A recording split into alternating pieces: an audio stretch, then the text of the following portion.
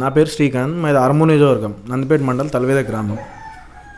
ఇక్కడ ఏమైందంటే ఇంతకుముందు ఉన్న ఎమ్మెల్యే జీవన్ రెడ్డి ఇప్పటివరకు ఒక్క డబుల్ బెడ్రూమ్ కూడా మా మండల నియోజకవర్గంలో కూడా కట్టలేదు. ఇది ఇప్పుడు కాంగ్రెస్ ప్రభుత్వం వచ్చి నుంచి మా విలేజ్కి 50 ఇండ్లు శాంక్షన్ చేశారు. అందులో ఆల్రెడీ 25 రన్నింగ్ నడుస్తున్నాయి.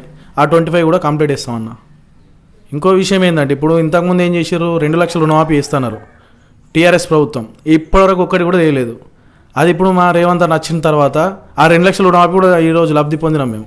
ప్రతి ఒక్క రైతు లబ్ధి పొందిండు. సార్, ఇప్పుడు మీరు ఎలా రాజకీయాల్లోకి వచ్చారు, మీకు ఎలా రాజకీయాల మీద ఇంట్రెస్ట్ కలిగింది, ఇప్పటివరకు మీరేమేమి పదవులు చెప్పారు? మాకు ఇక్కడ ఉన్న నాయకుడు వినయ్ కుమార్ రెడ్డి అన్న రాత్రి 12 గంటలకు పోయి తలుపు కొట్టినా కూడా నేనున్నా అని చెప్పేసి భరోసా ఇచ్చే నాయకుడు ఉన్నాడు. ఆ నాయకుడితోనే మేము ఇలా రాజకీయంలోకి వచ్చినాం. మేము అన్నతోని అప్పటి నుంచి ఇప్పటివరకు ఏది ఉన్నా, ఏ సమస్య ఉన్నా మాకు నెరవేర్చడానికి ముందుంటాడు. సార్, మీరేమేమి పదవులు చేపట్టారు సార్ ఇప్పటివరకు? నేను ఇప్పుడు కార్యకర్తగానే పనిచేస్తున్నా. కాంగ్రెస్లో కార్యకర్త పనిచేసినా కూడా చాలా సంతోషంగా ఉన్నది. ఎందుకంటే మేము ఇచ్చిన హామీలు మేము ఏది ఉన్నా ప్రజల దగ్గర తీసుకుపోతున్నాం. ప్రజలు కూడా అట్రాక్ట్ అవుతారు.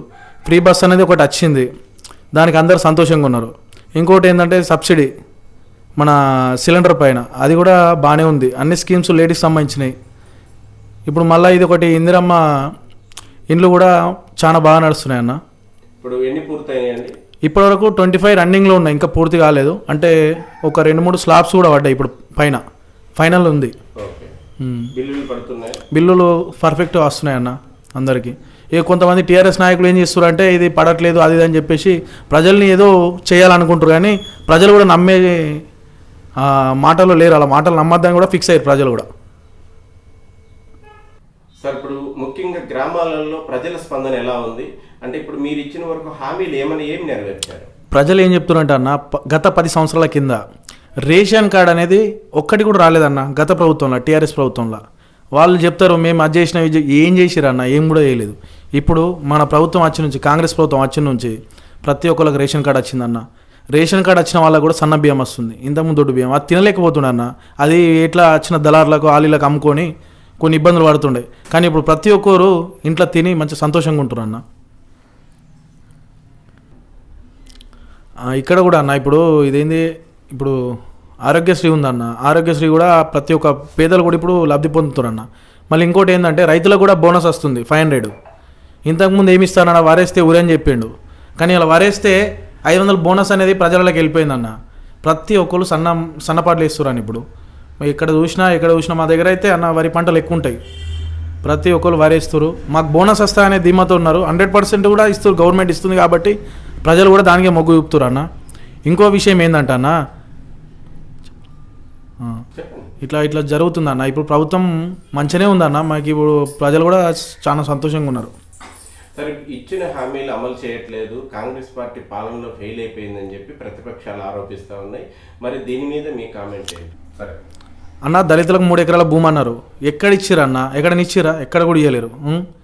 ఇంకా కొన్ని విషయాలు చెప్పిన విషయాలు కూడా ఎక్కడ కూడా కాలేదన్న. వాళ్ళు 100 హామీలు ఇచ్చారు. 100 హామీలలో ఒక 5 హామీలు కూడా వేయలేరన్న. వాళ్ళకి అడిగే ముఖం కూడా లేదన్న. వాళ్ళకి చేసే ముఖం లేకనే ఇప్పుడు ప్రజలు ఏం చేశారు, కాంగ్రెస్ ప్రభుత్వాన్ని పట్టం కట్టారు. ఇలా రేవంత్ అన్న సీఎం అయ్యిండు. ఆయన ఇచ్చిన హామీలు ప్రతి ఒక్కటి నెరవేరుస్తుండన్న. ఇంకా ఉన్న చిన్న మిస్టేక్స్ ఉంటే కూడా అతి తొందరలో వేస్తాడన్న. ఎందుకంటే మన కేసీఆర్ లక్షల కోట్లు అప్పులు చేసిపోయింది కాబట్టి దాన్ని తీర్చడానికే ఇబ్బంది పడుతున్నా అందరికీ తెలుసు. ప్రజలకు కూడా అర్థమైందన్న. ప్రజలు కూడా ఇలా రేవంత్ అన్న సైడే చూస్తారు, కానీ ఈ కేసీఆర్ని ఇంకా బుద్ధి రాలేదనే ఫీలింగ్ ఉన్నారన్న వాస్తవంగా.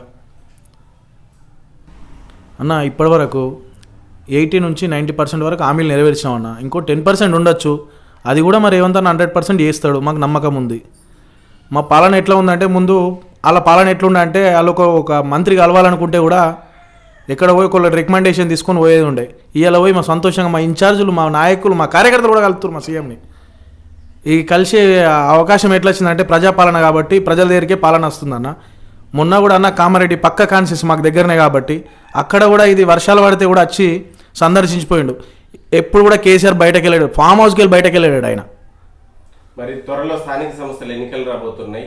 మరి ప్రజాస్పందన ఎట్లా ఉంటుంది ఈసారి ఎన్నికల ఫలితాలు మరి ఎటువైపు ఉండే అవకాశం ఉంది? అన్న పక్క ప్రజలు కూడా ఫిక్స్ అయ్యారన్న. ప్రజాప్రభుత్వానికి సంబంధించిన నాయకులకు కార్యకర్తలకే పట్టం కడతారన్న. అన్న ఇప్పుడు మాకు బీసీ రిజర్వేషన్ కూడా 42% అని అంటుంది అన్న. అది 100% అమల్లోకి వస్తుంది అన్న. అంటే మాకు నమ్మకం ఉంది, మా పార్టీ మా నాయకులు దాని గురించి ఫైట్ చేస్తారు. మాకు ధీమా ఉంది, మేము వస్తే కూడా మా బీసీలలో కూడా మేము ముందుకెళ్తామన్న. మా బీసీ రిజర్వేషన్ వస్తే కూడా మేము బీసీలం పోటీ చేయడానికి కూడా సిద్ధంగా ఉన్నారన్న.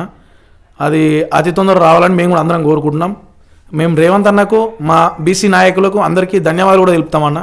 ఆల్రెడీ నడుస్తుంది అన్న, అది కొద్దిగా